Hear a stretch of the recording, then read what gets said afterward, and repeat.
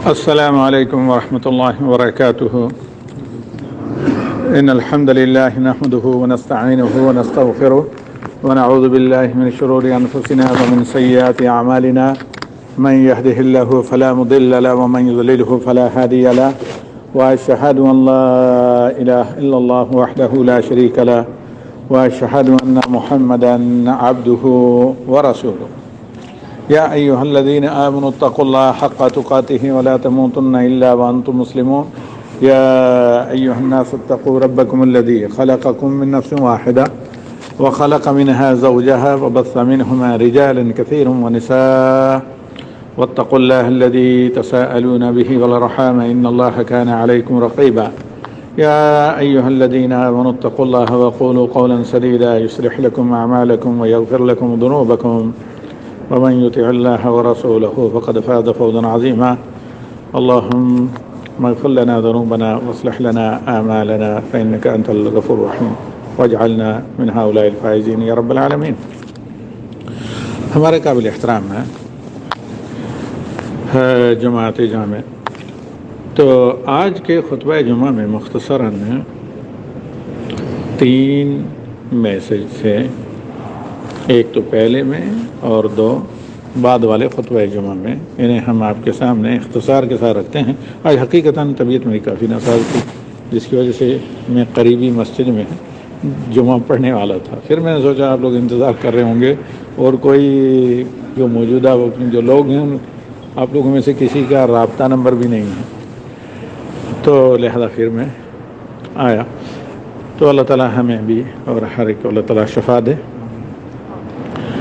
تو رہا مسئلہ خطبہ جمعہ کا، آپ کے سامنے نبی صلی اللہ علیہ وسلم کی اللہ کی طرف سے امانت سے جو وصیت ہے، کہ ابن مسعود رضی اللہ تعالیٰ عنہ کہتے ہیں کہ نبی صلی اللہ علیہ وسلم کی آخری وصیت جو اسٹیمپڈ ہے نبی صلی اللہ علیہ وسلم کی طرف سے، یہ ہے سورہ الانعام کی آیات.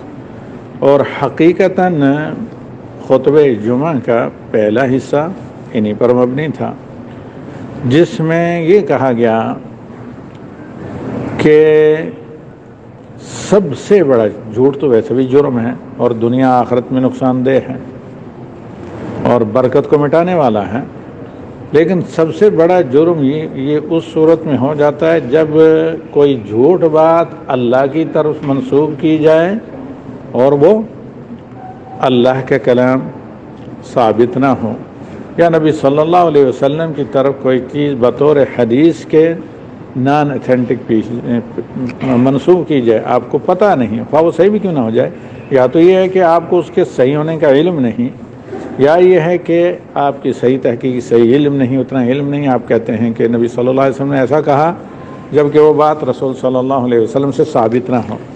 یا یہ کہا جائے کہ ہاں دین میں ایسا ہے، قرآن میں ایسا ہے، اللہ کا ایسا کہنا ہے، جبکہ اللہ سے وہ بات ثابت نہ ہو. وَأَن تَقُولُوا عَلَى اللَّهِ مَا لَا تَعْلَمُونَ، جس چیز کا آپ کو علم نہیں وہ اللہ کی طرف منسوب کریں. یہ بڑا جامع لفظ ہے، وَأَن تَقُولُوا عَلَى اللَّهِ مَا لَا تَعْلَمُونَ. مَا لَا تَعْلَمُونَ اس میں صرف یہ چیز نہیں آتی کہ وہ صرف اللہ کی طرف ثابت، ایک تو یہ ہے کہ وہ اللہ سے ثابت نہ ہو. ظاہر بات ہے اللہ کا کلام قرآن ہے یا نبی صلی اللہ علیہ وسلم کی اتھینٹک احادیث ہیں جو وحی غیر مطلوب ہیں، خصوصاً ثابت شدہ احادیث قدسیہ. یہ تو ہے ہی، سب لوگ جانتے ہیں کہ کوئی جھوٹ چیز اللہ کی طرف منسوب نہیں کی جا سکتی، لیکن صحیح بات بھی ہو لیکن کہنے والے کو اس کا صحیح ہونے کا علم نہ ہو. 2 چیزیں اس میں ضروری ہیں. پہلے یہ کہ وہ بات صحیح ہو، دوسری بات یہ ہے کہ اگر آپ کی نیت ٹھیک بھی ہے، بات صحیح ہے، لیکن آپ کو صحیح ہونے کا علم نہیں، تو تب بھی ایسی صورت میں بھی اللہ تعالیٰ کی طرف کوئی قول، کوئی چیز، کوئی بات، کوئی حکم شرعی جائز ناجائز کا منسوب کرنا جائز نہیں، صحیح ہونے کے باوجود، لیکن کہنے والے کو اگر اس کے صحیح ہونے کا علم نہیں ہے. تو یہ تھا خلاصہ حقیقتاً خطبے کا پہلے حصے کا. تو پہلے اس سلسلے میں یہ ہے آیت نمبر سورہ الاعراف کتنے 33، جو حقیقتاً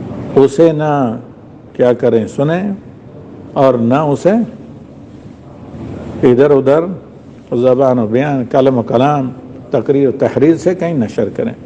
یہ آیت پڑھی گئی کہ افواہوں پر نہ کان دھریں اور نہ افواہیں نشر کریں، یہ آپ کی ذمہ داری نہیں ہے۔ اور موجودہ سوشل میڈیا کے زمانے میں بہت زیادہ شائعات، بہت زیادہ افواہوں کا گرم بازار ہے۔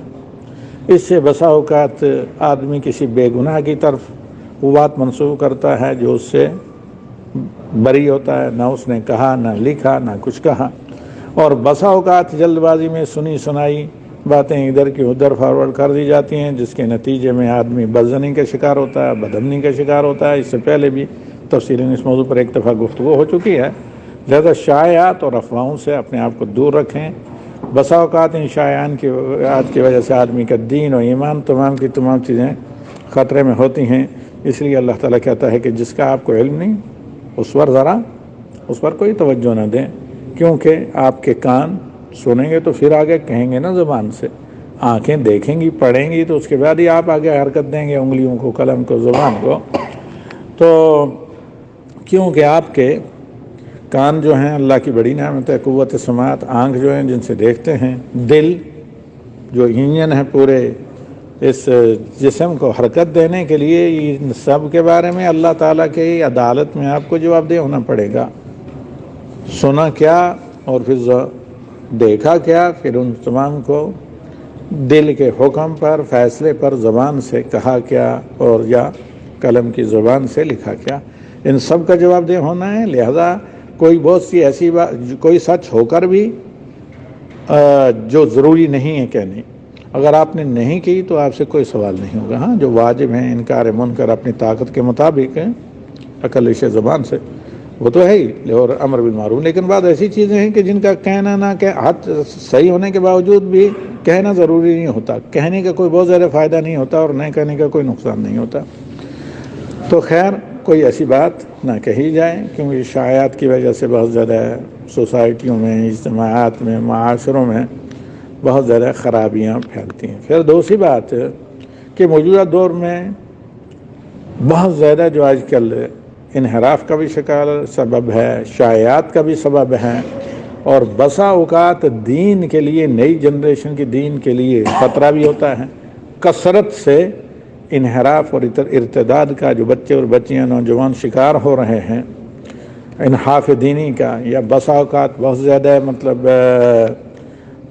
ڈس آنیسٹی اور غلط اخلاقی راہ روی، اخلاقی حدود و قیود، بدعنوانی، کرپشن، غیر ذمہ داری، نافرمانی، بڑوں کی نافرمانی، والدین کی نافرمانی، دین کی نافرمانی، دین کو لائٹ لینا، ان تمام کو، اخلاق و آداب کو بہت معمولی سمجھنا یا اس کو تاکہ نشیاں میں رکھ جانا کا بہت بڑا رول ہے موجودہ دور میں مشبوع۔ جو ہے نا نان ایتھینٹک جو ویب سائٹس وغیرہ ہیں یا مختلف یوٹیوب چینلز وغیرہ ہیں، دیگر سوشل میڈیا اکاؤنٹ وغیرہ سائٹ وہ ہیں، یہ بہت زیادہ تباہ کن ہیں، ایک دلدل ہے جس میں اگر غیر ذمہ دارانہ طور پر آپ ایسے ہی آزاد چھوڑ دیں گے اس جنگل میں تو پھر بلبلیہ کی طرح بولنے والا آدمی کم ہی واپس آتا ہے۔ تو دینی انحراف سے لے کر اخلاقی انحراف سے لے کر کرپشن، بدعنوانی، دھوکہ دہی، غیر ذمہ دارانہ حرکات، لڑائی جھگڑا، وائلنس، زیادتی، تمام کی اس میں بہار ہیں۔ تو لہذا نئی نسل کو پہلے سے سوشل میڈیا ڈیوائس وغیرہ سے بہت دور رکھیں، بقدر ضرورت اگر استعمال کرتے ہیں تو فل واچ، کنٹرول، قابو، یہاں تک کہ وہ اپنی ذمہ داریوں کو سمجھنے لگے۔ صلی اللہ علیہ نبی وآخر دعوانا ان الحمد للہ رب العالمین۔